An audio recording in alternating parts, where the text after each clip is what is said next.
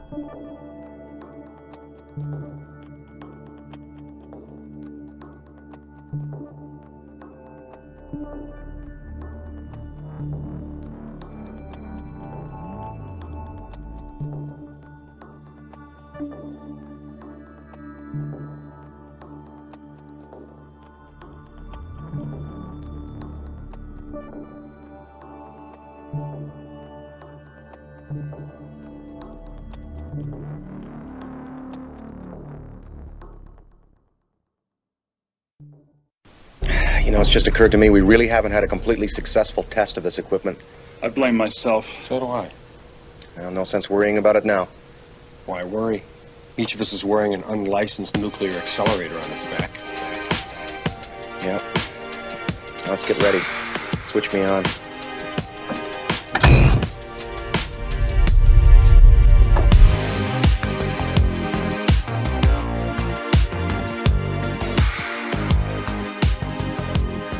I don't think you're crazy.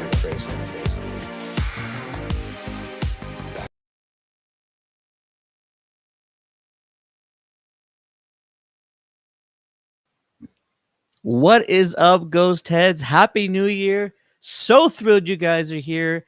We are back. It's the Ghostheads radio show, our very first show of 2025. I hope all you guys had a wonderful holiday season. I hope you guys had a wonderful New Year's.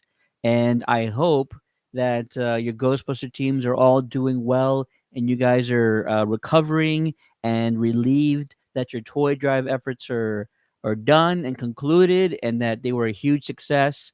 I hope all of that. If you're in the chat, say what's up right now. I want to hear about how you guys are doing. We got a great show for you. We're going to be talking about the Ghostbusters toy drive because now that I have some time and we all are done with the holidays, we can finally start getting together and talking about everything that we accomplished as an entire campaign, as an entire movement across the U.S. and in Canada. We won't have a final tally of how we did yet. We've got a lot of submissions from a lot of teams, but I also am waiting on like a handful of other groups, and I want to give them an opportunity to send in their final toy counts and their monetary counts, and that is essential to make sure we get an accurate depiction of just how we did this holiday season. What else? We also are going to be talking to two very special groups, friends of mine, of course, Nathan Dean from the Cherryland team, and also Alex Patron, who is the newest recruit from the Ghostbusters Texas Rangers division. Before we get to that, let's just do a real quick catch up on the Ghostbusters toy drive. So, if you are watching and you are a part of a team that took place or did any sort of collection or donation collection activities with regards to the holiday season. We want to hear how you did. Well, Ted, tell us, how do we tell you? I'll tell you right now. You're going to go to your favorite website. You know which one I'm talking about. The who you going to call.org website. You're going to go to the very top. You click Ghostbusters Toy Drive. You're very familiar with this if you are a team that has already listed your collection donation locations and all that. Well, the second part of all this is you click your tell us your results button, takes you to this handy dandy Google Drive form. You fill it out, take you 30 seconds, 30 to 45 seconds, and that's all we need. I've already gotten, like I mentioned, about over a dozen chapters already. So off to a great start, but I want to make sure that we do everything we can to get an accurate total of just how successful this season's or this past year's toy drive was. Woof! This is so cool. Let's see what else. What else? Want to know exactly? Let's see. I know there's been a few Ghostbuster news items. The animated project is well underway. Has been greenlit. We haven't gotten a lot of information regarding that, so I'm gonna hold off to talk about that until we get a little bit more information. And I don't mean to call this individual out, but I'm gonna share something else here. If I can find it, I'll just share it again. Everyone knows Game Over Greggy, Greg Miller. He was in on X earlier, and he was actually he had said something that I found interesting, and now I'm having a hard time finding exactly what I'm talking about. Oh, let me just do this. All right, so Greg Miller was on Twitter the other day. I'm going to share this on my screen here. He says, I do not mean to start 2025 off with a controversial take, but I don't think the extended red stripes on the Ecto 1 and Ghostbusters Frozen Empire did much for me on the iconic car. And I'm wondering, for all you folks watching out there, do you feel the same way as Greg, or did you appreciate the red stripes? Here it is. I don't mean to start off 2025 with a controversial take, but I don't think the extended red stripes on the Ecto 1 and Ghostbusters Frozen Empire did much for me or the iconic car in the long run.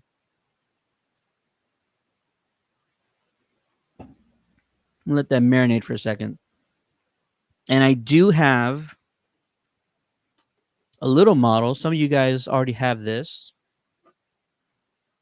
The Frozen Empire Ecto with the red stripes popcorn bucket that lights up. And no, I dig the red stripes. Is it meant to completely change the look of the car or evolve the car in any sort of way? Definitely not. But no, I dug it. And I think if you make too many changes, how would we react as fans? We would probably throw a fit if that was the case. So I quickly just bring that up to kind of start the conversation. Did the red stripes work for you guys? Let us know in the chat. Also, let us know where you're watching from. And without further ado, now that we got the toy drive stuff out of the way, don't forget to visit whoyougonacall.org to give us your final results. We will have the final results on Tuesday. Tuesday is January 7th, around the same time, 8-ish, 9-ish p.m. Central Standard Time, and we will have the final results of the 2024 Ghostbusters Toy Drive, and we'll also probably have a couple of teams on to also speak with us. All right, without further ado, let's go ahead and get our two teams on the chat. Once again, from the Cherryland Ghostbuster team, we got Nathan Dean. And from the Ghostbusters Texas Rangers division up in Dallas, we got Alex. How's it going? Howdy. Hi. Happy New Hi. Year. Thank you so much for having me on. Definitely. Happy New Year to you both. Happy New Year.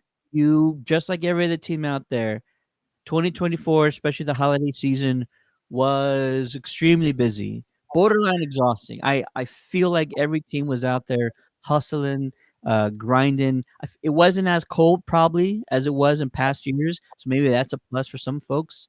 At least for us, it was borderline not cold enough to wear flight suits outdoors down here in South Texas. So for those folks, well, Alex might know what I'm talking about. We had a blizzard the morning of our Did you toy really? drive, so I don't know what you're Wow. talking about in any capacity. Well, you need to send some of that further south our way because we are in desperate need of it. Not too much. Oh, okay. Just give us like a day's worth, and we'll be good. You guys would have sir. Armageddon down there if you had one day of snow. Don't pretend like you guys could handle it. I've seen Atlanta like have a dusting of snow. The whole town just goes crazy.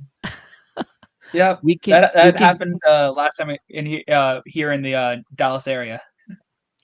We could deal with it for like 12 hours. It's fun, and then after Okay. that, it's like, yeah, we don't know what to do anymore. Somebody help. Do you guys even have snow trucks down there, or like? I guess you got plenty of sand to throw on the road. We So- have construction tractors that get the job done. Okay, fair enough. We have a lot of those around So, town. so it's possible. Okay. They're already in place around our highways that are always under construction. So yeah, they're easily accessible. It's awesome. Well, I love doing this part of this sort of show, this live stream, because so many times we need to put a spotlight and showcase teams and come together and celebrate our successes. And a lot of times, Ghostbuster teams across the country, they do get recognition. They're on the news. They'll get a key to the city or something like that. But it doesn't happen for every group. And we got over 100 teams in this country. So it's always great to reach out and talk about our successes and share our stories.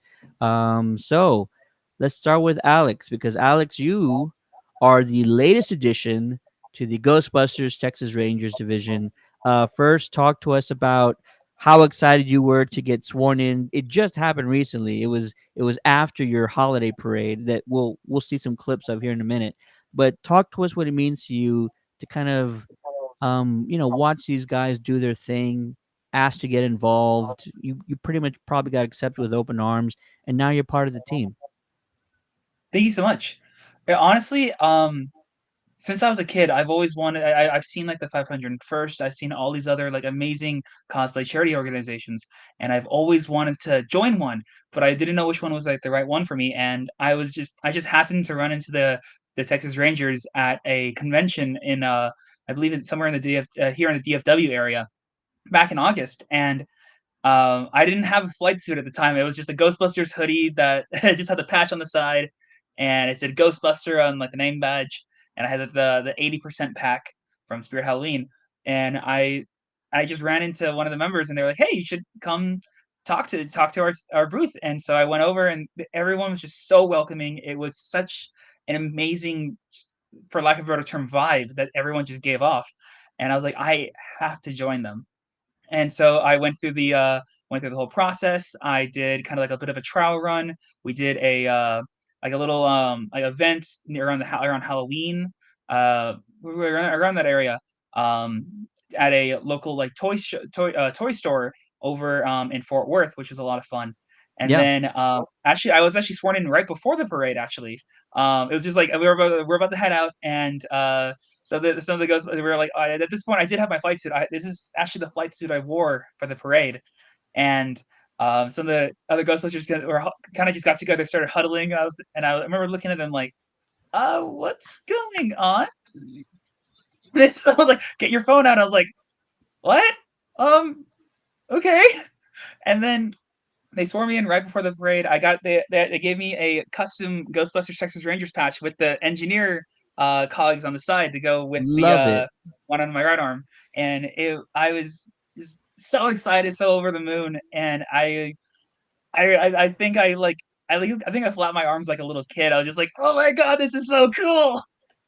And I'm just eternally grateful for all the amazing, just the camaraderie of the Texas Rangers, just how like welcoming they were, as well as also their drive to be able to help other people. We Yes. like one of from my understanding, one of the longest partners this organization has is the Children's Medical Center of Dallas, and it's just such an amazing thing to see all these people who love the Ghostbusters and are like very big into doing cosplay and like dressing up as these characters and going out and bring and helping bring goodwill into the world. It is such an amazing thing, and I'm just so honored to now be a member of one of these organizations. We love hearing that. And I also, for anybody who has a chapter and you have some recruits that you're about to swear in, it's always best to do it as a surprise. Don't let them know it's coming. Hit them when they're not looking. Do it at an event. Do it on a stage. I was lucky enough to have some recruits get sworn in on a stage during a con, and it's a big deal. It's a big deal, folks. You could see the excitement, the passion that you have for it, and so yeah, it needs to be as special and as much of a spectacle, I think, as any team can make it. And we already got your pals in the chat saying we're proud to have you, Alex. So yeah, there you go. Thank you all so much. All right. Well, let's start talking about the holiday activities. And Nathan, we can start with you because you've been doing this a long time. You've gotten really great at networking and working with groups and organizations up there. Tell us about your experience this holiday season doing your toy drive. Yeah. First, congratulations, Alex. That's awesome. Thank you so much. I will say I've not done that. I've been bad about doing like big, like swearing in things. So I definitely need to remember to do that in the future with new recruits, because we've done a little bit, but nothing like really. Like, it's always like during a con, you're just like, I got 2 seconds to say, here's your patch. We got work to do. But yeah, no, this season it was really great because last year was the first year we did like a toy drive, then just kind of helping collect some toys. So, but we did that like 2 weeks before the date, maybe less. So I had months, if not the whole year, to kind of have the runway. And we were working with Five Below again.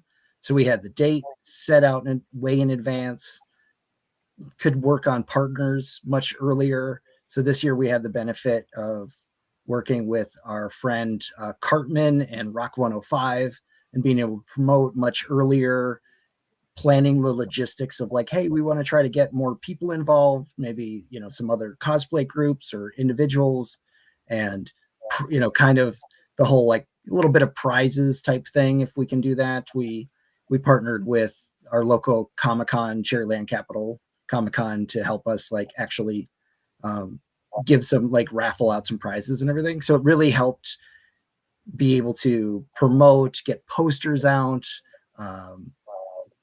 all the like logistic stuff that you normally would have when you're trying to plan a slightly bigger event that you want lots of people to show up for exactly 4 hours. The other big thing I did is we worked with a few other businesses to like have a collection box. So we had wiggle room to kind of like, or not wiggle room, additional toys to collect as part of our total.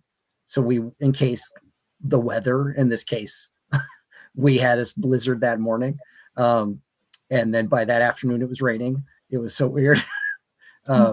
We had that wiggle room to kind of know, okay, if the weather's bad, we've still collected toys because we have additional sites and additional people willing to donate before the event and after the event. So our official total would be kind of what we were going for. Absolutely. Our event is about 2 weeks after a very large event that the local Toys for Tots organizes, where they give away water park passes. So we're not gonna like ever surpass that, but we get close as long as we kind of like work the right market, and the fact that we're partnering with Five Below, where people can literally go in and come out and put a toy in our box, 10 minutes later. So that was really great for us to be able to do, and it didn't. And I think the other thing that we had last year, we didn't know what to do, like how to partner with Toys for Tots very well.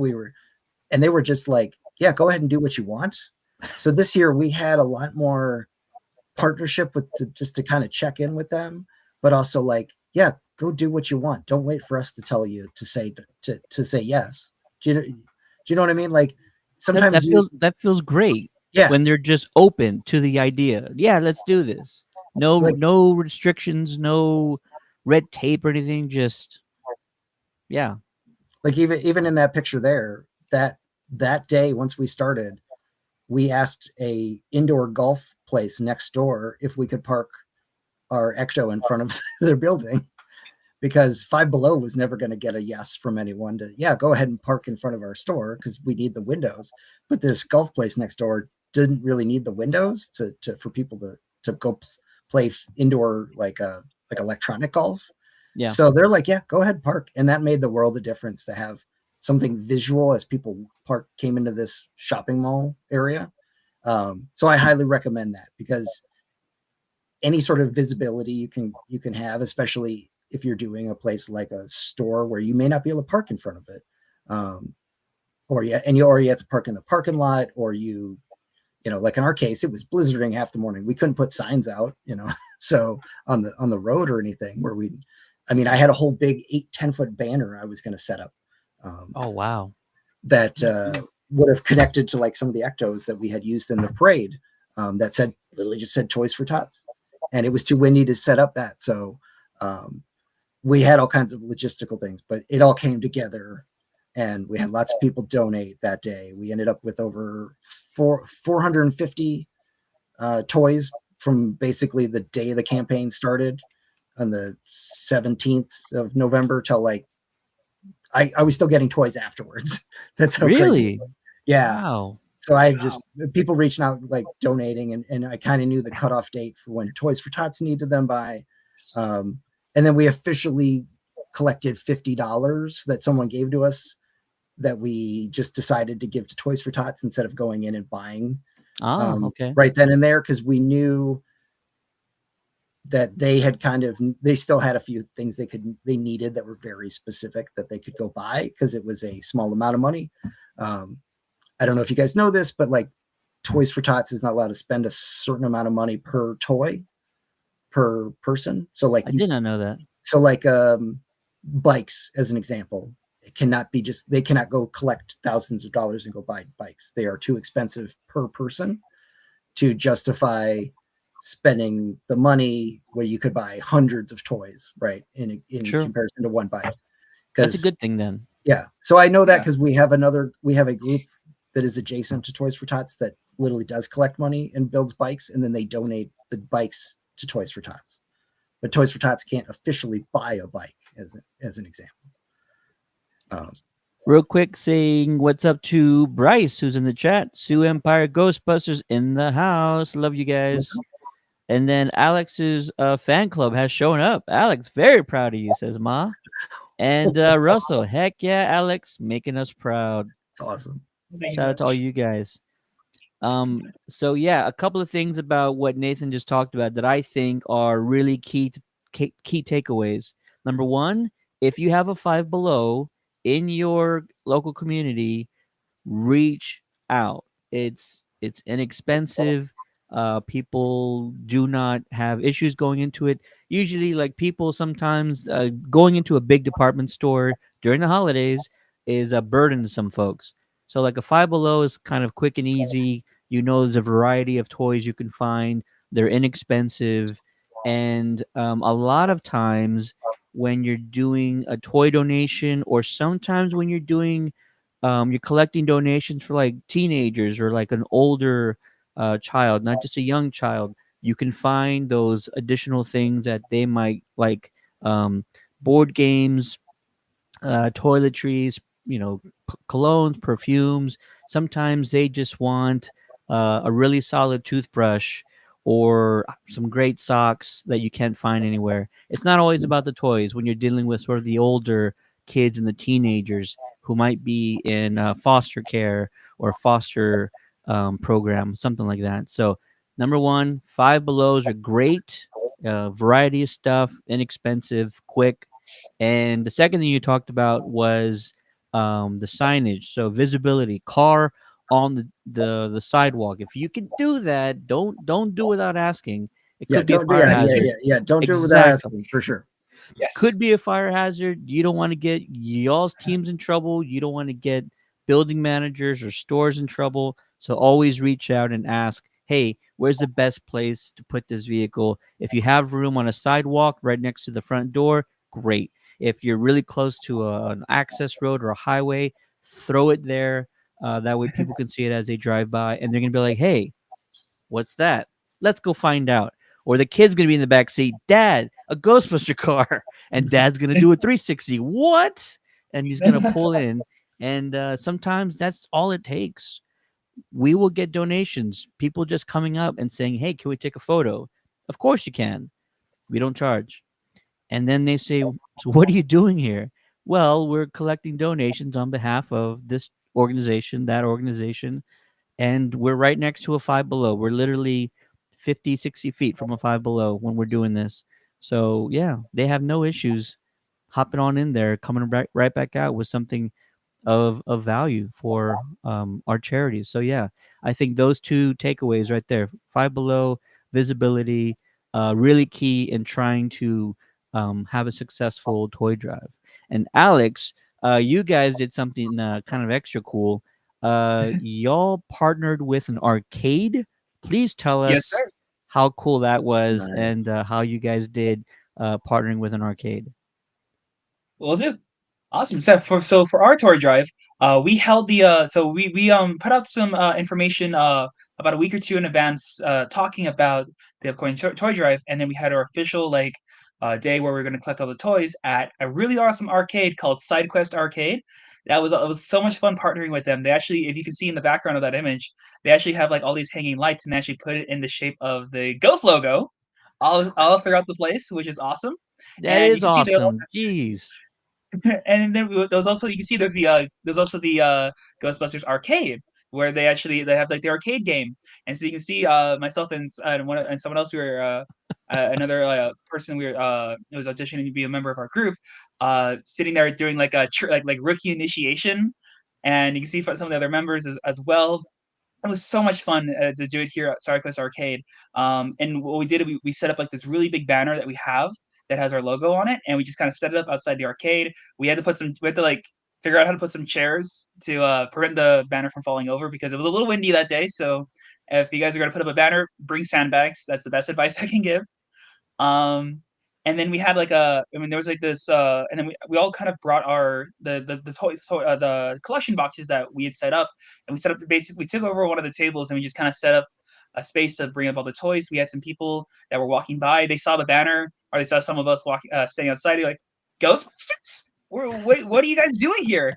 And we had a couple of people ask for pictures. One of our members had a whole bunch of like little cards with business cards. Sorry, he had some business cards in his sleeve, and so we just kind of like just take him out of his sleeve. Or if he was busy, I would just kind of reach across, grab one from his sleeve, and go, "Hi, here's our business card.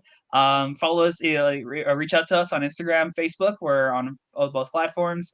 And it was so much fun to partner here. You can see, and like we had some people like brought in, like you can see that the family here, they brought in like an entire bag of toys to here for the event. It was such a fun thing, especially because there was also SideQuest Arcade. Because it was an arcade, people could then come to the arcade, pay $10, and they can play the entire day, which is so much fun. I brought my sister. My sister showed up, was like, "Okay, bye," put on a wristband, and then just went and played some arcade games for like the next hour. So it was a lot of fun, and especially, and it was just the entire experience is, I know I keep saying the word fun and everything, but that's just what it was. It was Yeah. such an amazing experience, and especially because this was my first event with Ghostbusters after being sworn in. It was just it was a really amazing one to have. It's kind of like my first sworn in event with the patch sewn in on my sleeve. It was amazing. I love it. I don't know if they thought of this, but if anybody works with an arcade in the future, we were lucky enough. We have an Andretti's that's not too far from where a lot of our team members live, and I reached out to Andretti's about a month before we started collecting, and I said, "Hey," and we've worked with them in the past. So I reached out to them and said, "Hey, we're ready to do another toy drive. We'll be out, once a weekend for about 2 hours." They kind of know the drill because we've worked with them a lot in the past, but they were willing to create an incentive. It's really no cost to them, and it kind of helps drive business for them. They would hand out 1 free hour arcade cards for every donation made, and we got to publicize that. They got to publicize that on their social media pages, and that's a fantastic value because an hour, I don't know what an hour at Andretti's cost is, probably around like $15-20, but that's a great incentive for parents. It also gets people into the door for the business, and once they're done playing, there's also bowling, there's also VR, there's also go-karts. You're gonna have to buy food, and so it helps kind of increase their dollar per head, which is what a lot of businesses do, is how much are we making per visitor. And so helping businesses in your local communities get people into the door, help driving business for them, is also great because it's a win for us. We're getting donations, more donations than we would have, and it's a win for them because it's helping to drive their business and help them out. So if anybody's working with either an arcade or some sort of like local attraction, see if there's a possibility you can get an incentive in there. Whether it's playing a game for free, whether it's like a gift card, we yeah, just whatever you can think of, try it out. Maybe it's a gift certificate to a restaurant, something like that. I know a lot of folks work with like local pizzerias in their area or whatever. See if you can find a coupon. Bring a donation, $5 off a pie. Boom, they're gonna buy more than one, and everybody wins. So, another tidbit, another helpful thing that might work out. Sweet. So, let's see, Nathan, why don't you tell us? Because I know you were talking about how involved you are with Toys for Tots. Tell us about this picture here, because I see you got a lot of folks in this photo.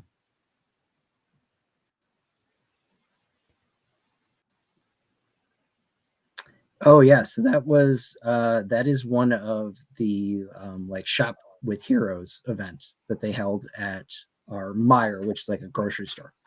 So that like a bunch of like a local group of kids from a school get to spend hours like shopping with like Marines and Really? local like sheriff and fire department, Holy cow. the Coast Guard. Trying to think who else is at it. Yeah, a couple different like law enforcement agencies, and they basically help them, work on their list.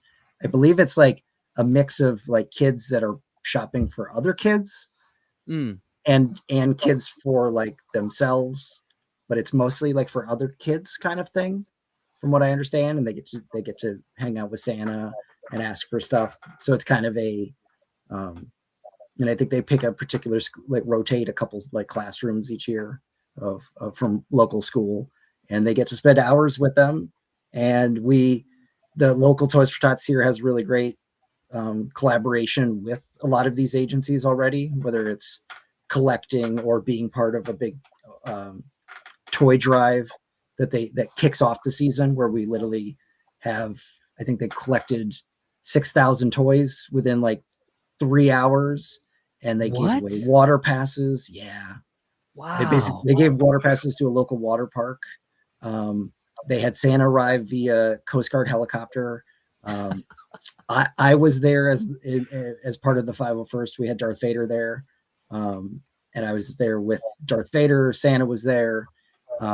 So they do, and then basically this event is in the morning on a Friday, and then the rest of the day, parked in front of this Meyer grocery store, is a large bus that they fill with toys all day.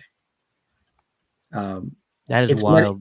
It's basically a local, like, a local transit bus. it's metaphorically filled. It is no longer actually filled because it takes too long to fill it up, Unload it. bag it, put it in a different truck.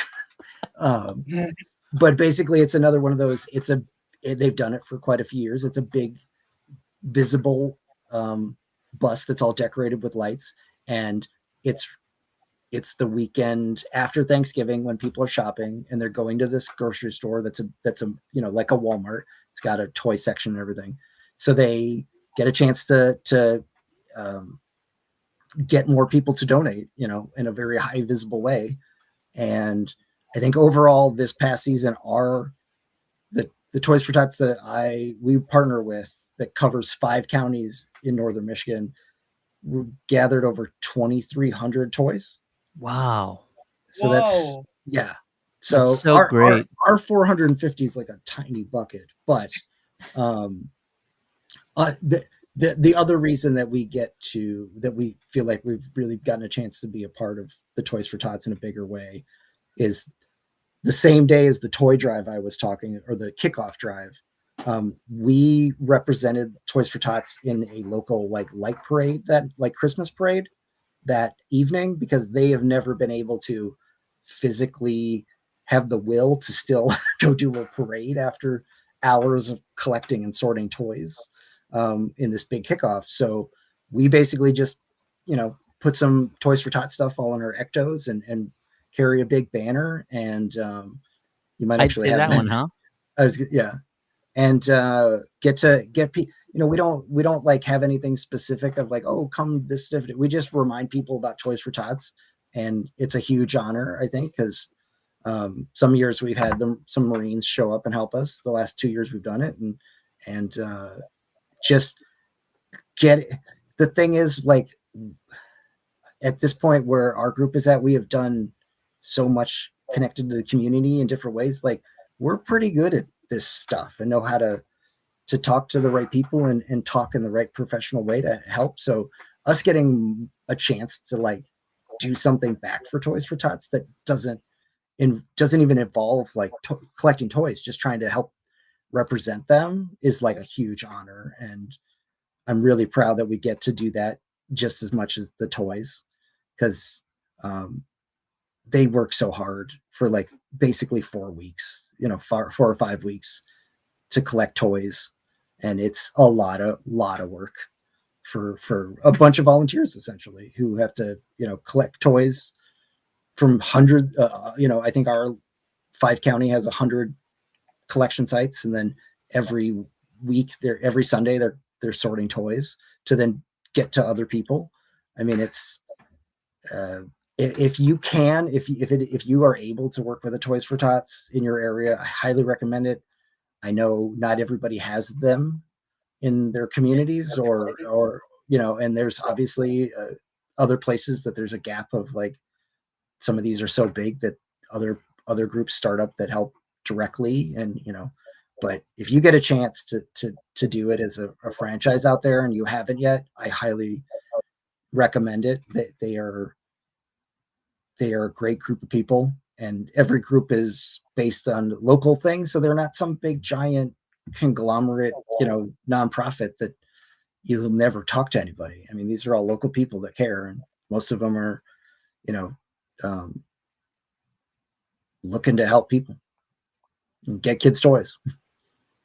Yeah, I number one, I'm so happy for you, because you're right. You guys have done so much work over the years, and I always tell folks, you and I have this conversation every year. If you have questions, if you're unsure about something, you can reach out to a lot of teams out there, but especially Nathan. He's always willing to help, and he's been through it all. He's seen it all, and I feel like you have such great insight on not only kind of putting boots on the ground, but also networking, and you've seen what works, and you've gone through trials and tribulations with it. So yeah, you've got it down, and you're one of the ones I always reach out to, because I know that we're always going to see ways to be successful at this. And I know you mentioned your 450s just a drop in the bucket, but that's 450 additional kids who are getting True, a that's toy, and you can never put a price on that. That's just tremendous. Also, this actually the Toys for Tots in our city. There is one parade. And I don't know if they do this here, but it's also a good idea for any folks out there because a lot of us do parades. Mhm. The Toys for Tots does take one holiday parade in our area, and they tell attendees or people watching the parade in advance, hey, we're going to be collecting stuff. You Ooh. can donate blankets, coats, or toys for kids. And so I don't remember who it is. It's either like a truck or a fire truck or something, but they're going around into the crowd on the sidelines, and they're picking up donations, and people will hold them out. And it's such a great sort of community activity. You're not only at a parade, but you're also being a part of a great cause, and you're helping your local community by making donations to a group like Toys for Tots. So, an idea out there for Ghostbusters: promote. You're going to be collecting stuff wherever you guys need to collect. Probably not money, but blankets, coats for the homeless, canned food, or toys for the youth, for kids. Promote that in advance, and then while you're walking, make sure a few of you guys don't have proton packs on, so you can run around side to side, picking up donations that that families have while they're watching the parade. Can I provide one other pro tip? Please. Whether it is Toys for Tots you partner with, or another organization, or just don't wait till November to start planning, Yes. because we all know we are usually pretty busy in October doing Halloween and Ghostbuster stuff, right? And November will sneak up on you quick. And in a lot of cases, these Toys for Tots groups already have met by October and have had a plan and or an execution, or are making a list of their events. Last year we waited way too late excuse me, to get involved, and we were just kind of trying to play catch up ever since. And then you give yourself that room to go, okay, we got a date. And then if you are a group, like there's plenty of us groups out here that are very busy in October. You could go to every trunk or treat in your entire area Oh and yeah. still not be and be busy every day of the week. So don't wait till after that, because you will like miss some things that I think you can anticipate if you are kind of doing it while you're doing Halloween season. 100%. It's never too early, and it's also never too early to be organized. Mhm. Give yourself time to over organize. Create a calendar. Get a list of like which team members are going out to what days. Like, it's not only going to keep your sanity yourself if you're the one that's doing all the planning, but it's also just great to over communicate with your team. Yeah. Because you don't want to drop anything on them at the last minute. It's not good for anybody. So it's never too early to be organized. It is extremely helpful. We kind of, even myself, a lot of times I get in my head and I'm like, oh, it's too late for something, or oh, I waited too long. Sometimes we create our own doubt, and it's something you got to learn how to turn off. Um, it's just plan, execute, and even if you feel like it's too late for something, at least go through your options, seeing what's viable, and still execute something. I think it's something that we're all guilty of, and I do it all the time. Believe me. Um, it's something you got to learn how to turn off. Don't second guess yourself.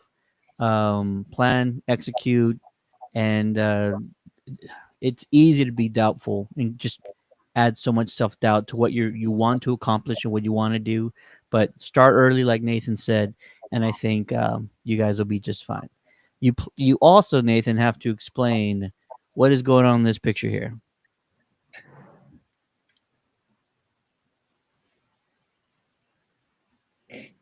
Oh, well, that's us and our local baseball team mascot, Monty. So cool. And then the other gentleman on the other side that's Cartman, who's like a local radio DJ that we've partnered with last couple of years, and he's been a big supporter of all kinds of groups. But the fun story about Monty is that that parade I mentioned we were in like 2 weeks before. We've gone to a couple of these baseball games. My daughter has like a stuffed animal of him. They were live streaming that parade, and my wife put it on, and she saw Monty and freaked out on the live stream and forgot all about that I was even part of the parade the rest of the night. Oh, I love it. So that's why I'm getting a picture there, because I'm literally sending it to my kids saying, see, I'm like best friends with Monty. Like, please be nice to me. See, now you're cool. Everything else before that, not a big deal with that, but now you're actually really cool. But that's some of our crew in front of our Ecto. Christine there in front, that's her Ecto, her Jurassic Ecto. It's a mix of Jurassic Park and Ghostbuster themed. I love it. That's cool. And other crew member John. So that was us. I think once like the weather got better, finally. Just getting a picture, trying to have some fun. That is so cool. 2 hours before I was shoveling the parking lot just to have a spot to park. But yeah, it was a good fun time. The weird part is that whole week it had snowed constantly. So when the weather kind of cleared up and it just was like melting and sun was out, lots of people came out and were just excited to like see humans again. So that really helped our toy drive kind of finish strong. When the beginning of it was like, oh my God, we're never going to see a single person come out. What is your strategy for utilizing like a radio DJ? Does he just kind of promote you guys sporadically? Are you on air like once a week? Yeah. We've been doing stuff with him like since like Frozen Empire was about to premiere. We did a little bit last year, but yeah, he kind of has us on air in a couple of segments or one or two segments, and then he'll cut that up and then re-put it as like social media, like people can listen to it as like a little mini podcast.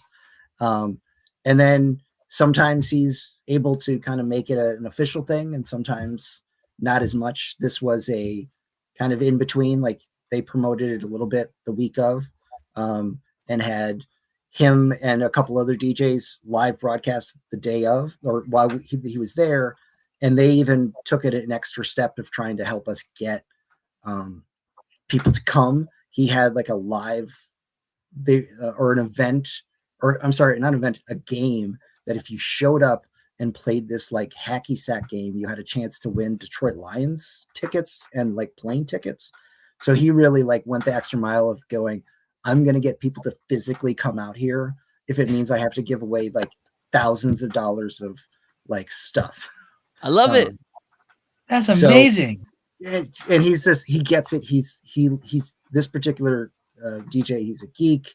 He partners with all kinds of other nonprofits. So there's no like kind of like pulling teeth with him to go like, what's Ghostbusters? Is like, that kind of like, so we've been on numerous times. He'll just have us on sometimes to like kind of chat about what we got going on. And we usually just are entertaining.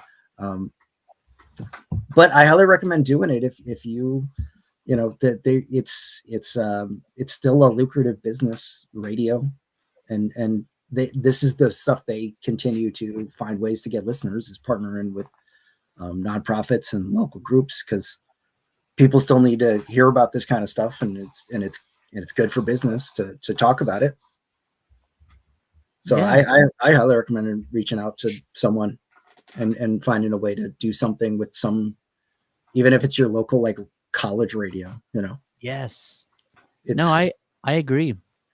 I've yet to do that, and every year I'm like, I'm going to do that, but I always forget. So I'm going to try and remind myself, need to reach out to local radio stations. We only have like 7 or 8 maybe that would work out for us, but it's we do some TV a lot too, and their bandwidth is huge, so they do one story, they got 10 more stories right behind it, but we can be a whole featured morning on the radio. So it's nice to have the balance of both those. So And we have a bunch of group members that are, easy to talk to and willing and not scared to talk to media or do any of that kind of stuff. I think that helps, for people to be able to be themselves and talk about and not feel like, oh, there's millions of people watching or listening. So Yes, it helps to do that, and it takes practice. It doesn't just happen overnight. that's true. So That's true. it always Yes. works to give team members practice, either talking to people on a podcast like this, or talking to radio DJs, news crews. You don't want to kind of jump into a news segment kind of without any experience. Yeah. Practice. That way, when you're in front of a camera, you'll know what to say. I made that mistake once. We were in a parade, and most of the time I know exactly what to say, but I was caught off guard when a guy with a microphone jumped in front of me. He was like, "Hey, how are you guys doing tonight?" In my flight suit, I got my proton pack on. I had no idea what to say at that point in time, so I completely blew it. But next time I'm gonna absolutely figure out kind of what to say and what to do if that moment ever comes back up. Let's see here. Alex, you guys, I think we're all a part of we're trying to be a part of parades in our area, but you guys up there in the Dallas area, you guys don't have some rinky dink parade. You have something that it kind of rivals the Macy's New York parade up in NYC. So this is video footage. Let me see if I can make this bigger here. Video wow. footage of the gorgeous Ecto TX vehicle. Look at that. That is fantastic. Thank you. Yeah, Talk to this us is about that experience. Oh yes, so that was an absolute honor. So that was my that was the so technically that was my second event with the Ghostbusters after that, beside the toy drive, and that's where I was running. That was honestly just incredible. Oh, we had been we'd been planning for that for a couple weeks. We all just kind of were mentally preparing to be able to walk in the parade and everything. It did start raining the morning of, which we were all a little worried about because we have our proton packs and a lot of our members have modified our packs, so there's gaps in some of the shells. So we're a little worried about that, but luckily it was clear. It stopped raining right before the parade, thankfully. But it was just such an amazing experience, and the Ectomobile that belongs to Kyle from at EctoTX. If you guys want to check him out, give him a follow. He's such an amazing guy. And it was just it was so surreal. Because there were other cosplay organizations that were also in the parade. There was the 501st. There was a Marvel themed one as well, and they were also we were kind of all the cosplay ones were kind of spread throughout the parade. So you'd have the Avengers, and you have this a color guard team, and then you'd have a band team, and then another cosplay one. It was so amazing, and it was I think my it was actually I actually didn't know that about the Dallas Holiday Parade before this. I think I knew about the Macy's one. I knew about I think I heard about the one a couple other ones across the nation, but this is my first real experience with the Dallas Holiday Parade, and it was just a blast. That's the only way I can describe it. It was such a huge honor to be a part of it and everything. We got to interact with so many of the audience members. Myself and another member, we were just kind of going through, just giving high fives to kids. I think I took a couple selfies. I now know what it feels like to be in Disney parade. That's kind of what I was joking to myself throughout the rest of the day. But at the end of the day, it was just such a huge honor. Again, many thanks to the Dallas Holiday Parade for allowing us to be in the parade again. I believe that I believe that the organization was in the parade last year as well, which was such a cool thing. But honestly, it was just such a huge honor to do it. It was so surreal, what you're saying about having the camera interface. I remember there was this one person with a camera that was just probably 3 or 4 feet away from us, and I kind of panicked a little bit, and I just looked at him and said, "Who are you gonna call?" Yeah, That's the go-to. If you there you panic go. when in front of a camera or video camera, just yell that out. It's always the go-to.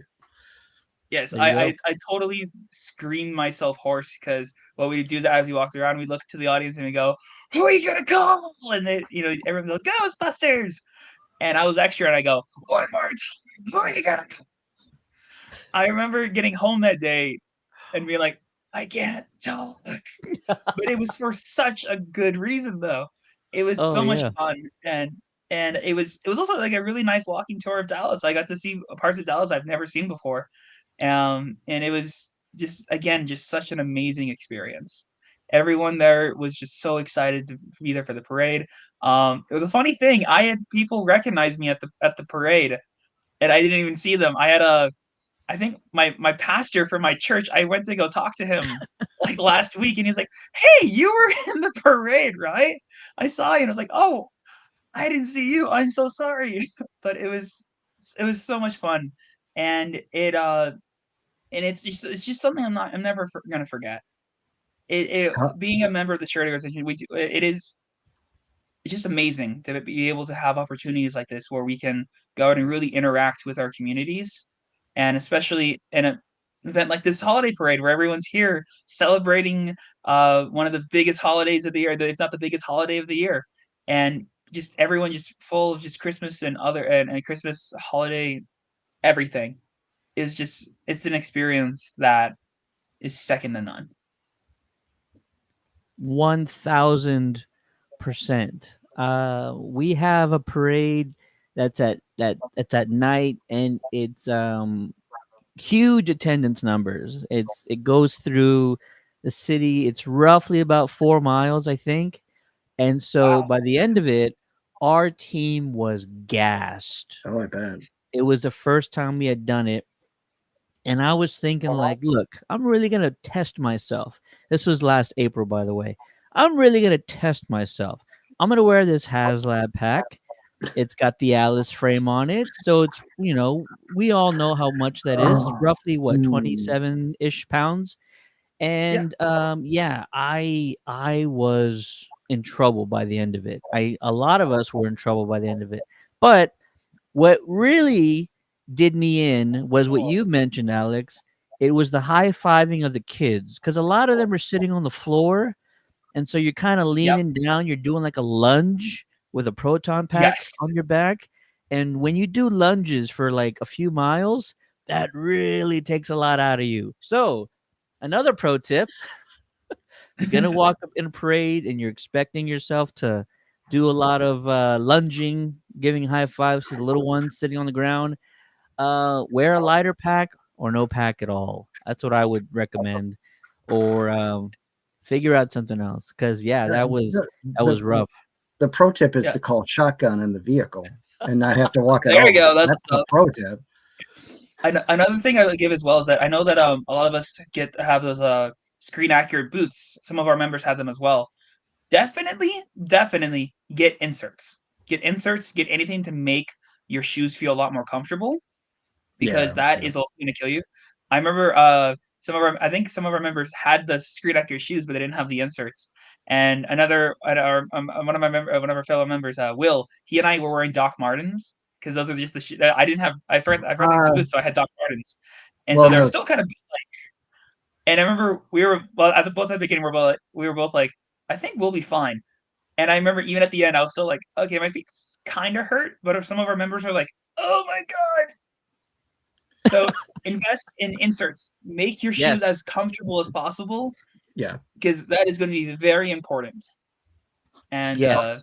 Our group decided that Chucks are canon because there's like one photo shoot with Bill Murray wearing some Chucks.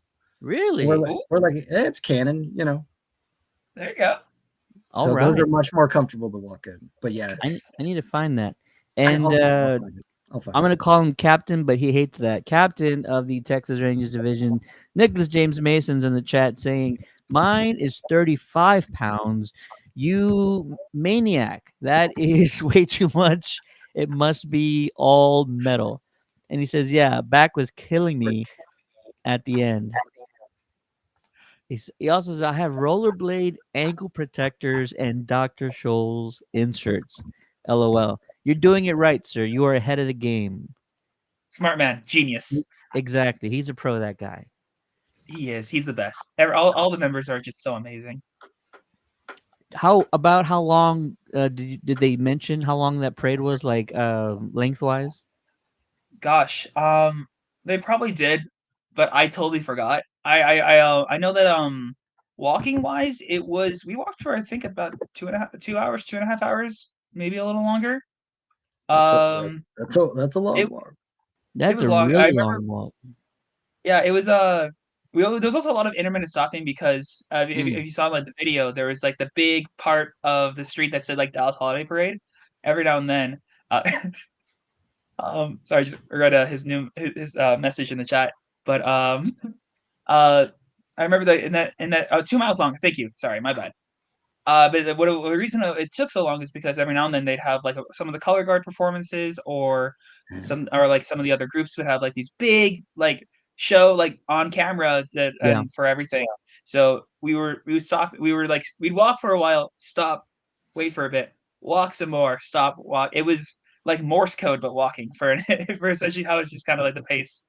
But it was still at the end of the day, it was still amazing. Yeah. And I remember we had to get up at like we had to be there at like 4 or 5 a.m., I think, to just kind of check in and prepare. So coffee was very important. Right before the parade, there was a Starbucks in a hotel that was like right next to where Kyle of Ecto TX was parked, and I think almost all of us went in to go get something with caffeine in it. I think I got orange juice, but like some of the members got like coffee, and we were all just kind of sitting there like, okay, we need this. This is gonna help a lot. And it did. And I'm so grateful that was there. There was also free coffee. There's someone was giving out free coffee and donuts as well. Some of us I definitely indulged in the donuts. And I'm very grateful for the organizers who provided those refreshments. But yeah, no, it was at the end of the day, no matter how much it hurt our feet or our backs or anything, it was totally worth it. I will say Totally that worth that it. moment when we took off our proton packs, I think every single person was like, "Oh my god!" Greatest was feeling ever, taking off that proton pack, or if in Nick's case, 35-pound proton pack. Oh my god. absolute mad lad. Yeah. Ah, Absolute mad man. lad. Our parade was long, like roughly 4 hours, just because the staging area was so Yeah. massive, and you have to get out of the staging area, which is like a quarter mile to a half mile already. But it wasn't anywhere around 2 hours in length. I don't know which is worse, walking 4 miles, and that probably took around an hour, hour and a half, or a full 2 hours of just in the flight suit, feet Yeah. potentially uncomfortable, not using a bathroom. Meanwhile, you're downing water the entire time. Another pro tip: do not drink too much before the parade. There's not a lot of bathrooms. You don't want to stop. You don't want to have to stop and try and catch up. Yes. That's bad. Is trying to catch up with a proton pack does not work out well. So try not to stop. Yeah, there were a couple moments where we had when we like go and like interact with the audience, and I was not paying attention, and I'd be talking to some of the kids or like some parents would be like, hey, I'm like, yeah, hey. I didn't turn and like everyone's like 30 feet ahead, and I'd have to do like this really awkward like half Naruto run to kind of like try and catch up. 'Cause, like I can't bend your back like in any way because of the proton pack. I have the base Spirit Halloween one. I haven't modified it yet. But even that, I was still like, golly, yes, do not run with a pack. Mm-mm. Do not. No. I do not recommend running a pack, especially like be very careful because some of the packs, like the V hook or like even like the 80%, is just like a peg that can fall off very easily. So be very careful with that. Yes, pieces might fall off. You do not want to do that, because then where are you gonna look? Somewhere down the 2 mile path that you just walked? It's not gonna happen. Nope. Yeah, even power walking is tough. And some cities, Dallas probably has a few areas that are like hilly. We're in one or two parades a year that are like some sort of like hill terrain, and so just trying to catch up when you stop to take a photo with a family. They're like, "Oh, hey, take a quick selfie." Sure, why not? And like you mentioned, you turn and look, and you have to now power walk 50 yards just to get caught up to your team. Not easy. Don't recommend it. So yeah. Yeah, we've had experiences where like I've been doing parades, non-Ghostbuster for a very long, like 20 years. Like I Wow. basically tell, like from other stuff that I've been involved with for years, I basically tell our like driver group, if we at least have a car, you go at our walker pace. You do not go at catch up to pace, whatever they tell you, because you will always get, and it's typically the people at the front that are usually like the law enforcement people. They will burn through that parade in about 5 minutes if they can. And it's like, why are we out here walking? So I always tell, like, we're going at a snail's pace until someone literally jumps into your car and makes you go faster. Because we're not having anybody get lagged behind. Because we have to have, you gotta have them behind you. You can't have them in front of you, so you can't lose people. So No. I've always stuck to that. Because you always get stuck. We always seem to get stuck behind or in front of some other loud band or radio thing. That's the worst. So then you can't even hear each other. So it's like, let's just go at a snail's pace. You can't hear each other, and you can't hear the Ghostbusters theme that you're blasting out of your Right. ecto, and you really want to hear that because that's just like adrenaline induced music right there as you're walking along. I do Really have is. one semi like horror story. There's one parade that we would do every year. We didn't do it this past holiday season, um, but it's one parade in like a kind of an older neighborhood, so it's not as long. However, they always put the area high school band at the front of the parade. You know what Oh that no. does? That makes everybody in that parade go at the pace of a marching band. And if you're Oh, an old guy like me, or if you're wearing a flight suit and a proton pack and you got boots on, you're not in like high school marching band attire, and they go at a grueling pace. So it's borderline. We're power walking the entire time to try and keep up with these little teenagers, um, who are leading this parade. So it's the only slight, not a complaint, but we're always like, oh, we got to keep up with these guys again. And they do it on purpose. They do it on purpose because, like Nathan said, they kind of want the parade over and done with as fast as possible. They got to clear streets. They got to, yep. stop paying the security and the police departments that are out watching and stuff. So it's best, I guess, for them to kind of get the entire event over and done with. Very Yeah. cool. Nice. Well, I am so thrilled. Number one, that you are here to talk about all this, that you are a Thanks. part of the team, and that Captain, I'm just kidding, Nick, Yeah. founder Nicholas James Mason and company, that you guys are still out there doing amazing work, and you're having a blast doing it, and you're clearly getting the recognition you guys deserve. Nick, I hope you're listening to this. You're clearly getting the recognition that you guys deserve, and I've known Nick. I feel like it's been like 3 years now, Nick. I feel like it's been around 3 years or so, and he hates when I talk about this. But more than anybody, I could sense the passion that Nick had to um, have successful, community service stories and activities in his area. No matter how long it took, no matter how much support he had, Nicholas James Mason was out there doing the thing, sending me photos. He would send me pictures of all the boxes he put out and stuff. And I always told him, I said, look, doesn't matter how much or how little, whatever, you're out there, you're doing it, it's going to pay off eventually. I really want you to look at everything you've accomplished, Nick, because it means a lot to me. Seriously, I'm getting a little emotional because I know how much it meant to him. He would talk to me and told me how much it meant to him, and I wanted to help the guy out so much. Dallas is farther from San Antonio. I wanted to help him out so much.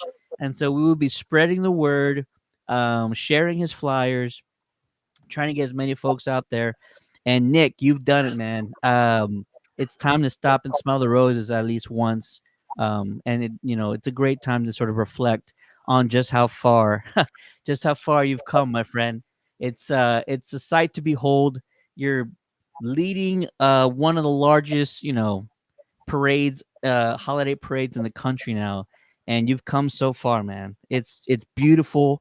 You are an inspiration. If anybody else is watching and you're telling yourself, I don't have a group in my city, I don't have a group in my state, or I can't do a whole lot because of this reason or that reason, I'm letting you know right now that Nick, when he first started, he didn't have a lot of resources, or a lot to kind of people to help him out, and he still went out there and did it, and the work eventually pays off, and you're gonna get to exactly where you want to be.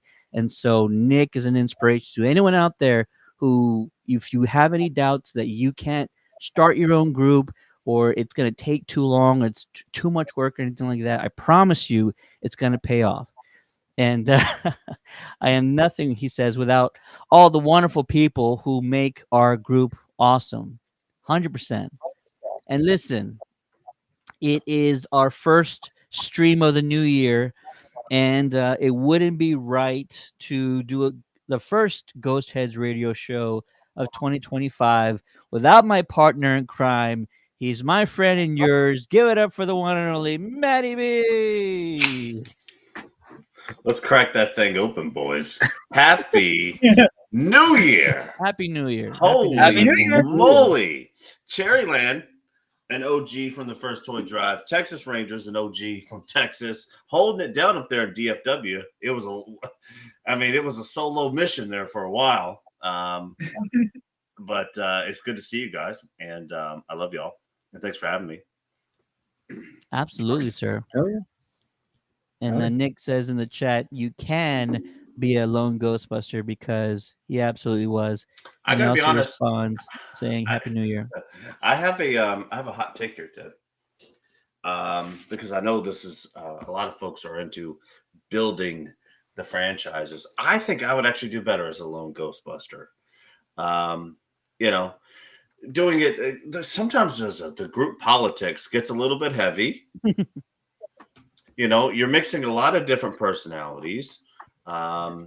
You're meeting people at different phases in their lives. Sometimes there's a group leader, and now he has kids all of a sudden who doesn't have a lot of time. So there's a lot of different things. Sometimes being alone isn't the worst thing ever. If I had the coolest Ghostbuster comic ever, it would be the lone Ghostbuster saves the team at the end of the day. He shows up from the fray. That's a movie. That's a winning movie story right there. But I like the lone Ghostbuster idea. I'm down with it. Absolutely. Yeah, but then you're standing around doing events by yourself, like being a weirdo. No. What might be weirder? There's like 14 of you, and now everybody has to cram into one photo. True. There's a balance. Eric with the Detroit Ghostbusters likes to call it the wall of tan. When you get that many people, that's true as well. I love it. Nick says, believe it or not, I almost made a comic of myself as a lone Ghostbuster. LOL. I think you should probably let some folks see it. I'm trying to think. I interviewed the guy that wrote the Frozen Empire prequel. It just might be worth sharing. You never know what might happen, sir. Just throwing it out there. Yeah, there's that other comic too. That's like the photo reel one that like somehow is like not being sued because it's like a adaptation or something. That's right. You know what that's I'm talking right. about? Yeah. What's the name of it? Like Phantasm or something. Yes. No. 100%. One guy doing the whole thing himself. There you go. You have to curate your franchise, be selective, make sure you're all on the same wavelength. When you find people on your wavelength, people who are passionate. You find a new recruit like Alex who's just like motivated to like help out. There's nothing stronger than that, especially when you guys are all thinking the same and everybody's sort of goals and objectives are aligned with one another. But there's also that motivation. Like that motivation takes a team far. And if you find that, nothing can stop you guys. Case in point, the Texas Rangers here who are just doing an amazing job up there in Dallas. Establish a culture, doesn't revolve around religion, politics, or anything like that. Yeah, it's for the love of the franchise. You know what I mean?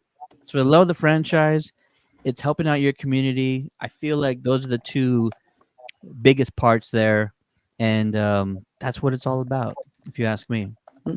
I've also found that, like, if people are not necessarily like the people that want to consistently go to events all the time because they don't quite feel strong about being in front of people constantly, but they're really good at other things, let them do that and don't feel like obligated to hey, we need every Ghostbuster here every time. It's always nice to have as many people as possible, but if other people are better just making props and popping their heads out every once in a while, that's okay too. Or they're good at building a car, that kind of stuff. I think what you just said there, Nathan, is something that's missing a little bit.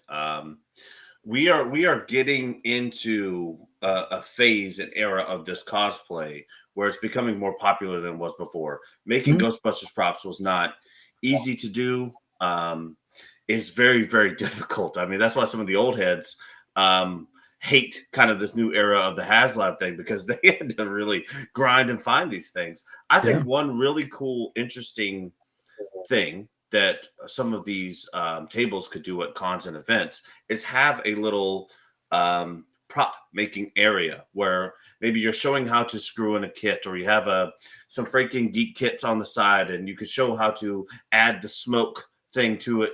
You can actually show them a little bit of the prop making that goes into it and show them honestly how easy it is these days. And if you have a support group around you, and it's really not that expensive. I mean, you could go right now today, you could go full bore proton pack, I don't know, $300, $400, less than a PlayStation 5, I would think.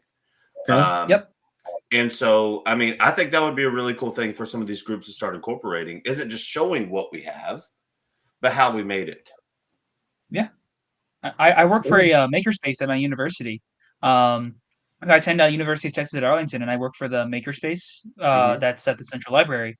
And so for some of the stuff for my costume, I actually made some of the stuff at the makerspace. I actually custom embroidered this patch using felt and a sewing machine and the embroidery machine. That's So awesome. Yeah. some of the process that you're talking about is just a lot easier. I also recently got a 3D printer, Bamboo Lab one. I won it in a contest, and that I've been using to help make costume parts. Just right off screen, I have my Star-Lord helmet that I've been 3D printing to go for my costume, and I'm actually going to start. One thing that we talked about with our group is we actually want to do something for the new. I believe there's a new release of the PKE meter and the trap that just came out. The two in the And box. one of our guys found an STL file, or I found like the dimensions needed to do an insert to actually put a smoke machine inside the proton pack that you can actually make it remote controlled. So later, when I get an opportunity, I'm gonna start 3D printing a whole bunch of those like compartments. And so it is. So I totally agree with you that it is a lot easier nowadays to make a lot of props. So I have so much respect for, like you said, all the old heads who've been doing it for years and years, looking at the hero model, the hero props from the movies, the Bill Murray pack, their Dan Aykroyd pack, all those, and just I have so much respect for you. Well, you're in Texas, Alex, right? Have you met Scott Yes, from the San Antonio team yet? I don't think so. Not yet. Scott might have the best pack I've ever seen in my if you're going like true. I mean, it's all metal. It's all like source crazy part. Scott might have the best pack I've ever seen, Ted. I don't know if And you the agree. heaviest. Yeah, it's definitely the heaviest. Yes. And he's got three little girls that he's like carrying all of them plus the pack. Scott's a superhero by himself, but I think it's cool for us to show that a little bit. Like, I don't even know, like Ted, for example, like obviously the superhero car show at Comic-Con. I mean, it's an incredibly large con there in San Antonio. and your presence there is crazy. I mean, like, what if someone were to just get, I don't know, buy 50 true spec flight suits, and then have them there. So when people show up and they're like really interested in it, they could purchase a flight suit with the patch, do the whole thing, and you could just build Ghostbusters from there. Yeah. No, I love that idea. And then Nick's in the chat saying there's a whole panel they did at the Fan Expo up in Dallas on how to build a Yep. proton pack. So I would be at that panel watching because I'm like, dude, For sure. no one's ever had that panel at any convention I've been at. And Yeah. I've been to a lot. And he's covered everything from a scratch built to just, I guess, modding a HasLab. And he says since 2008 there. And then you mentioned, activities, being creative, and Alex mentioned 3D printers. In some other things that we've printed is we've printed giveaways for conventions, and you can find little trinkets or little things from different franchises. But if you thought about it, you could print like tiny marshmallow men, Stay Puffs, or you could print out Slimers, and then have kids paint them. You have the paint at a table. They Yeah. paint the whole thing up and down. Hey, you get to walk away with it as soon as you're done. Like that's really cool. They're being creative. They're having fun, and all you're paying for is the PLE for the 3D printer. Is that right? PLE? I don't have one myself. So I think Well, there's it's a bunch of different ones, but yeah. PLA. Yeah. The PLA. Something else you can do. Sorry, I didn't cut you off, but You're you fine. could also there's a TPU plastic that is flexible. We use it at work for some people do like I think I saw a guy make a bouncy ball out of it, which was the coolest thing. He also made shoe inserts and phone cases. If you were to get white PLA, you could actually print the little marshmallow man and have them be squishy, like a little marshmallow man stress ball. Or you can also have it like a bouncy ball. You just throw it at the floor and just bounces off in any which direction. Yeah, but the cool thing, and that's awesome. But the cool thing about Ghostbusters is, and I just saw Bryce chimed in there. He just finished his Vince Clortho helmet, and one of the coolest things about this franchise is the scrappiness in which that things were made together. You could almost just get a bunch of wires and a bunch of household appliances and just let kids make their own devices. Like, Oh, yeah. And that because that's kind of what Ghostbusters was. It was a little bit of a joke. There's some like pseudoscience behind it, but I mean, a lot of it was kind of a joke, and so you kind of just let them feel it out. I think that'd be really cool. No, I think that's Absolutely. great. That's what we've done. We do a Maker Fest the last couple of years. It's like a library hosted, and it's all kinds of science, STEM related Yeah, groups and stuff like that. That's what we've done. Is literally just kind of like had a bunch of like basic. Hey, we'll show you some soldering, or here's a whole like fake like put these two wires together, and you finally get to see how electricity works, kind of thing. Because it's like, or just showing off the process of like stages of like 3D printing stuff, because obviously that's been a big part of props the last couple of years is 3D printing and showing. yeah. Have you talked about that sign behind you there? Did you make that? Where'd that go? I did not make that. No, It that's looks off good. Etsy. It's a good It's one. off Etsy. It's a nice like laser cut piece of wood. One of our members bought that, and then he has our logo cut. And then he gifted me this one. So yeah, it's nice, well painted, and like it's like and he can do all kinds of. This guy, I think he's in like Tennessee. He can do all kinds of crazy stuff. That's a good one. That's a That's real good impeccable. one. Yeah. It almost needs to be backlit. Maybe you could choose your own color, but I Yeah. I see like white just glowing on the outline of it. It'd be great. I'm really trying to finish and have an actual basement office thing. If you saw the other side of this camera, you'd be like, no, we're not even close to that yet. I mean, That's why you're only seeing this view of me right now, guys. Right, Because exactly. the rest of this, No, it's the same for me. If you look over here, it is absolute hell. Yeah. I mean, but I this have view all of right my- here is perfect. I have like off to the side, I just have an Iron Man like Infinity Gauntlet just right here. I need to clean. Yeah. boom. Oh no, God! Great minds think alike. But- And my favorite piece that not everybody notices is that's my proton pack, my HasLab, and there's a face hugger on it from the Alien franchise. Oh, I thought, That's okay. cool. Now, I was Nice one, wondering. Ted. I was wondering what that. But was. honestly, Ted, that background right there is a lot more organized since the last time I saw you. You did a little bit of work here over the New Year's. It was a lot of work. You know me, I'm not very organized, or I'm not an interior decorator by any means whatsoever. So But I gotta this ask. took a lot. I gotta ask. I can't judge. So like, I gotta Oh my ask God. Ted because Yeah. I have, we started this thing a while back, and I've been disengaged, and that's my fault. But how much money did we raise this year? Do we know? So we are maybe about half. We have about half of the teams that have already sent in their final numbers, which is a great segue. So if you are just watching us or tuning in, our toy drive update, we're with the Rangers, the Texas Rangers up in Dallas, and the Cherryland team right now. But we are going to have our final toy drive update on Tuesday, which is January 7th. So if your team has done any sort of collecting activities this past holiday season, the thing that we would really appreciate you guys doing is going over to the whoyougonnacall.org website so that we can get your final numbers added to the overall total. If you haven't been there yet, this is the site, whoyougonnacall.org. And this is the main page here.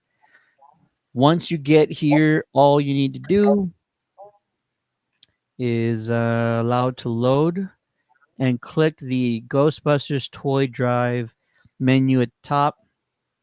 Once you get to this screen, this is what you want to click right here. Is your franchise toy drive complete? Tell us your results. It's a very short Google form. It'll take you a minute or less to fill it out. If you are watching, if your team did anything at all whatsoever, please send us in your information. I'm going to make sure that every team gets recognized. We're going to throw your logo on the stream on Tuesday, and we're going to reveal the final total of our nationwide Ghostbuster Toy Drive campaign for 2024. Great segue, Matt. Great segue. I appreciate that. Is there any reason why you avoided January 6th? No? Just kidding. It's just a joke. I'm just kidding. I actually have not thought of that until right now. So it's funny you bring that up. But no, Mondays are just not good for me. So that's why we're doing Tuesday. No, but that sounds great. I'm so excited. And it's just so cool to see everybody tuned in and doing this thing and raising that money for the kids. When me and Ted sought out to reach out to all these franchises and teamed up with New York City, we didn't know what money could be made, and now there's a website where you can like load everything in. We're trying to do Excel sheets, and we're not smart people. And to see everything come through, I can't wait to see what the number is, and I know it's going to be great, and I know everybody tried hard, and it's just really beautiful to see, and I'm really excited about it. So. I can't wait to see that final tally. Yeah, I'm super stoked. We've already gotten over a dozen teams. Let me just get the official count here. Like 15. 15 teams have already sent in their final totals. I know there's more than that. So I'm waiting for some folks to read their email or read their message that I sent over and make sure they send them in. So a few folks have already responded, so I do know there's more coming in. And I'm not going to say what it is, but I'm going to try something very special for Tuesday. Okay. So a little bit of a cliffhanger, little tease there. I won't give any hints just because I don't know if I can pull it off or not. But if everything works out, might have something really cool on Tuesday for everybody. So stay tuned. Don't change that dial. No, but that's awesome. And so did you guys have a good time at Cherryland? Did you guys have a good turnout? We did. We had I think that day we had maybe about 250 toys. So the other 200 was padded from 3 other locations and like collecting off site beforehand and afterwards, because I wanted to at least get a big number, because last year we did not count very well because we went from counting to literally throwing all the toys right into a truck. And so I was much more, as a Virgo, like trying to keep a like tighter track of the numbers. Yeah. So I ended up partnering with a few other places that could collect, and me and another member constantly did the collecting and taking them right to Toys for Tots. So it made it, so we had a good turnout, because that day went from 3 days of snowstorms and schools being closed to a half sunny afternoon. So lots of people started getting out and getting their Christmas shopping finally started. You were going to say get their shit together, weren't you? Yes. It was close. It was close. Yeah. I knew it was coming. So yeah, we had a great time, and we had a lot more time to like advertise than previous when we did it last year. Yeah. So we got to really get eyeballs on it. I mean, let's just beforehand. say it's 250. I mean, isn't that the coolest thing in the world? No. It's 250 the one day, Wait, and then the rest of the day was another 200, so 450 total. 450 total. 450. Yeah. That's 450 kids impacted Mhm. by our stupid love for this franchise. Isn't that great? I mean, isn't that hilarious? Yeah. What you're capable of doing. When me and Ted, when we first started talking about doing something like this, I had this big joke where I want Santa Claus on LinkedIn after the holidays. He has to go hit LinkedIn, and he needs to be looking for a new job because we're now delivering the toys. That's crazy. 450. Yeah. Love that. Yeah. One of these years, I feel like it's really going to catch fire, and you're going to get every single team in the U.S., really getting out there and Grinding, yeah. giving it and grinding and stuff. And we're going to see some like astronomical numbers donation wise. And it's just going to be the greatest thing ever. And we're all going to know this all started 3-4 years ago. Just every team was doing something, but like we weren't talking about it. We weren't getting together. We weren't supporting one another. And so it's just sky's the limit. You know what I mean? Yeah. As long as we keep the HR department out of it. Yeah. We're planning for next year to go bigger, because we have in the last 6 months 2 other Five Belows have opened, and the reason we didn't do it this year because of just physical, like trying to not overextend ourselves and have too many on one day. But we're gonna go for it next year and try to do at least either them all on the same day or staggered. But so we're gonna get it past 1,000. That's my goal. I think at this point the Ghost Head community, the Ghostbuster fandom, should give a little bit back to Five Below too. What a great partner Five Below is for this type of stuff. I mean, you can't really ask that. Like, it sometimes with these department stores, it takes so long for you to try to get through and get things approved. And it's Five Below is an incredible partner. Yeah, and I don't know if you guys had with your guys's that the national Five Below does do stuff with Toys for Tots. So in our case, when we came to them last year, our particular store said we only do you can donate extra when you go to buy stuff. They didn't have a collection box, but they said other ones down in like southern Michigan did. The only reason they didn't have one is because nobody was doing a good job of collecting it. So there's a foot in the door for us to, like, as a collective, maybe try to get something bigger with Five Below, because they're already a established partner with Toys for Tots. Yeah, and then get Ghost Corps involved with maybe sending some different types of merchandise to Five Belows that people can purchase from Five Belows to then donate back to make more Ghost Head fans. Ghostbusters all day, right? Yeah, now we're talking business. I love this. We benefited a lot. We've benefited a lot from last year of having those Frozen Empire posters to give away like that, leading up to that. That really was a really great bonus. That was kind of discovered, all those little like the mini posters that, last minute, because it was 3 months before the movie. But yeah, they could. There's plenty of other studios and that kind of stuff that do stuff. The leader of San Antonio Ghostbusters, Rob, is the king of getting a poster. That guy will get a poster. He's built an entire team off getting those posters. But you're totally right. It's nice to have those to hand out. People put them on the wall, pin them up, and all of a sudden they're a fan forever. 1000%. And Alex, you guys up in Dallas, I know is like over 220 toys collected. Like awesome. like around $60 as well. Just any two final thoughts on the entire experience, man? Yeah, it was. I think I have the number pulled up here. It was. We got officially 227 toys, valued at over $1,000, and we also got $55 from our GoFundMe to help purchase toys as well. Awesome. It was such an amazing experience. We had boxes all across DFW. We had some at some toy. We had some at some like old collectible stores. We had some. We had one at Sidequest Arcade. I talked to my supervisors at the makerspace where I worked, and I actually got to put a box outside of the makerspace. And my work actually donated some toys and some like board games like to the cause as well, which was such an amazing thing.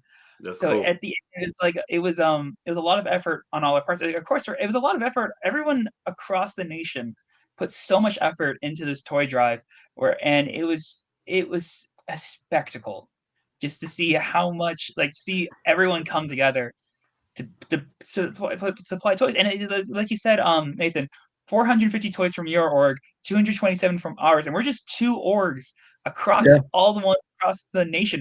Can you imagine how many kids got toys this Christmas just because a whole bunch of us put on our flight suits because one day we looked at a screen and was like, I want to be a Ghostbuster.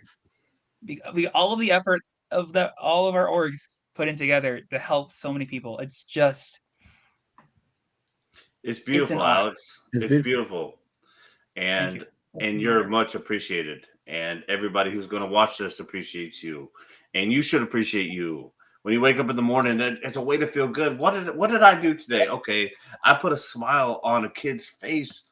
These kids didn't have toys. That's why we do it. And you made it. And you made it happen for them, Alex. That's the coolest fuck. I'm sorry. I dropped an F-bomb. Didn't mean to. Sorry, guys. HR department is coming down on me after this. That's how great it is, though. It's cool as crap, Alex. It's cool as crap. Thank you. And also, real quick, from the comments, Yellow Rose Ghostbusters, you guys are the best as well. Thank you so much. It was amazing collaboration. Yeah. Yellow Rose in the chat. Shout out to Yellow Rose. Yeah, shout out to Yellow Rose. Shout out to all the Ghostbusters. Seriously. Well, we got 2 Alexes. You got 2 Alexes going back to back there. Yellow Rose. You got you and you got Alex Spence. It's there. Look at that. No, but it's beautiful. And Yellow Rose is doing damn good things here in Houston. For sure. Yes. Oh yeah. Absolutely. All the Ghostbusters out there, you guys are killing it. Seriously. Everyone. Imagine what a dry humor comedy from 1984 could do for people today. Isn't that a crazy thing? It's crazy. Yes. Oh my gosh. Growing there was especially just not knowing how how it's gonna impact all of us, but we were in when we went to go to the Dallas Holiday Parade, we had to cram in sardines in an elevator to go up to go check in. The first thing the three of us were in the room. The first thing one of us said, "You know what? I don't think we've had a successful test of our equipment so far." And we went through the entire scene just on that 1-floor elevator ride. That's the perfect. Entire pacing, 9 yards. And it's probably it was that moment was okay, yes, it was such an amazing thing. But like you said, just the dry, who knew that movie was going to impact us so much? I remember being 8 years old, seeing the movie for the first time, and it just changed me forever. But it's not like there's Ferris Bueller's Day Off toy drives. That's true. Yeah, that's true. That's true. I mean, there's a lot of good comedies from the 80s. Yeah. The fact that the fandom from this has been able to find a way to capitalize, not personally, No. but to extend to community is very unique amongst a lot of 80s movies. And even some, I'm not going to start any drama here, but I think some of the Star Wars groups could do a little bit better. Maybe let's maybe have a challenge next year where we face off against our Star Wars cosplayers and see who can raise the most funds. Yeah. So as someone who is in the 501st, they are really been shackled. They have been really shackled. Yeah, it's a. I gotta Oh, be honest, really? guys. I'm gonna Wow. say the S word. Oh It could gosh. be it could be. There's a lot of cosplay communities that are selfish Ooh. and they only take time for their thing. I think Ghostbusters are doing a damn good job of helping their communities, and I would love to challenge other cosplayers to see if we could do a little bit more. So let's see. Any cosplay communities out there? Let's see what you got. Bring it to the That'd be table. awesome. If we partner with the 501st, we can call it a Force Ghost versus Ghostbusters event Yeah. or something like that. Corey in the chat with Shots fired. Ooh, Shots fired. oh, dang, Love Corey it. in the chat. They don't have the heart. I love it. I got to be honest. I think healthy competition is a beautiful thing. So Yeah. much love to all my cosplayers out there. I'm doing this in a healthy manner to say, here's what we've been able to do with our fandom. I would love to have a challenge next year. Now that we've established this a little bit to see which fandom can raise the most. And it's only good for everybody. There are no losers. That would Yeah. be fantastic. I think we can get there one day. I want to say one counterpoint of that. I am in the 501st. I have no. He's a spy. No, hold on. But I saw some of the makers of that group, particularly a gentleman in northern Michigan. They had a whole ornament, like they all made ornaments that were like Star Wars themed, and then auctioned them off. They raised $30,000 from it in like 2 Wow. weeks. Whoa. So, but they didn't. They were in a situation they did not have to deal with Disney and all that directly. They were doing it themselves. Nobody having to kind of oversee it, and they showed reminded I think a lot of people in that world of like, no, we need to do better. We're not going to wait around for Disney to like tell us what to do. Fair. It was really cool to see. So what if we set this up? Maybe you could help since you're in the 501st. So we have David Lozano, Ted. I think could maybe help us out a little bit. What if we did Ghostbusters versus 501st next year? I think it'd be cool. And see who could raise the most money. But where does your loyalty lie, sir? Ghostbusters. Choose your destructor. Oh, that's funny. No, but this is beautiful. Yeah, but you're right. But I also think it's baked into like the movie and the community from the beginning of us being people that are outward and want to help other people. Yeah. Like there's something to what's baked into the movies that's there from the beginning that has kept that alive in our community more, like, because there's lots of other cosplay groups that like it's there, but it's not prevalent. Well, we have the ability to multiply in which other cosplay groups might not. For example, if I was going to start tomorrow a Justice League group, how many Batmans can you have? Right. So that's why the 501st expanded so well, because you could have unlimited stormtroopers. You could have unlimited amounts of those characters. But, there's and a lot of other fandoms, it's difficult to have multiple groups. That's why I think the Ghostbusters versus 501st is a good test, because you can multiply Sure. within those groups. And Nathan was I agree with Maddie, and I also agree with Nathan what you said. There's something very innate about community service when you're throwing on a flight suit, and it's just funny. Like it just comes with the territory. Like you just already want to help somebody out.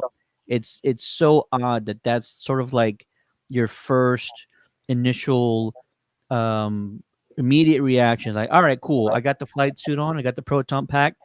Let's go help out some kids. Let's go feed the homeless. Let's go Yeah. put out a fire. Probably not put out a fire, but I'm just saying you already want to like put yourself into action. And I don't know why that is. It's not like the movies. That's how they started. They always make fun of Ghostbusters, the original movie, because they go throughout the entire film without really understanding the gravity of what's happening around them. It's not until Yeah. they lose Vince, Louis Tully, and they're like, okay, this is really bad. It's like end of the world now. We're finally understanding what's happening here. And so it's almost like the world needed them more than they needed to help. You know what I mean? It's out of necessity, and so it's so funny that when we throw on these flight suits, we're not trying to watch the movie together. We're not trying to hang out at a pizza place together. We do that, but it's not the point of why we get dressed. It's not the point why we throw these boots on. The point is because we actually want to like better our community, and it's so wild and so fascinating that that's our first instinct when we do this, and I love that. You About remember the those franchise. you remember those kids at the elementary school? I'll They never had forget. That was my first time. they had every cosplayer there. Mhm. But at some point, and I've made this point a few times on the podcast, so for anyone listening who's tired of hearing me ramble on about the same point, I'm sorry. At some point, that kid knows that that's not Spider-Man. It knows that it's not Superman. You can't fly. There's something about a Ghostbuster that they're like, I don't know. I think I still believe in ghosts. Like It's true. Yeah. we don't have superpowers. You know, we're not from another universe. You know, we're from your universe. All of the technology is practical to your world, and these are things that you're still scared about at night. And maybe even some of your parents are. You know, especially in San Antonio. All those. One thing about Latinos, they believe in a damn ghost. Monsters, I mean, ghosts, it's just true. it's all out there. I was gonna piggyback off you. It's not just kids. I mean, we've all met adults that are like, "Wait a minute, you guys are real?" Dude, And it's like, Latinos believe in we're real. ghosts. Just don't call us if you see anything. So the That's what we draw the Ghostbusters thing line. hits on so many levels where it's still believable longer than some of the other cosplays are. Yeah, that's Absolutely. definitely part of it. Yeah. There's a longevity to it. Mhm. But that's cool, man. Sorry to come on and get on my soapbox, but I just love y'all. No. We love it, man. This has been an incredible stream. It feels good to start off the new year with a conversation like this and talking to you guys with your success stories. It's absolutely fantastic. For anybody watching, this is Nathan with Cherryland Ghostbusters. This is Alex with the Ghostbusters Texas Rangers division. Go follow them on social media. Cherryland Ghostbusters, Ghostbusters Texas Rangers division. Go see all the amazing things that they're doing. Partner with them. Ask them for help if you have questions. They're out there. They're doing it. They're making it work. They've come a long way, and they can help. It's when we support one another, when we collaborate. It's literally sort of the best sort of space that we can all be in as chapters across the U.S. So I want to thank you guys both for being here. Also, I'm going to say it one last time. If you are a chapter and if you did any type of donation collecting or money collecting, go to whoyougonacall.org. Go to the Ghostbusters Toy Drive menu button at the top. We want to put your success and we want to add your efforts to the overall grand scheme of things. We're going to present the overall totals for the 2024 nationwide Ghostbusters toy drive campaign on Tuesday, January 7th. It'll be around 8, 9 p.m. Central Standard Time, and we'll see exactly what we all did together. And it's going to be, no matter what the number is, I can already tell you, I'm just so proud to be a part of this community. I'm so proud to be part of these chapters, and it makes me proud to see you guys out there loving what you're doing and helping out your community. All right, that'll do it. Great Thanks for having episode. me. Yeah, thank you guys again Thanks. for being here. Thanks for everybody I'm doing all they do. Ted, aka Steady, for with the having us. Ghostheads Radio Show, and over to my left is my partner in crime, the one and only Maddie B. Happy New Year Thank again. you so much for having us. It's been an absolute honor. Absolutely. Thank you guys. Thank you guys. Happy New Year once again, everyone. We love you guys. Have a great night and peace. Happy New Year.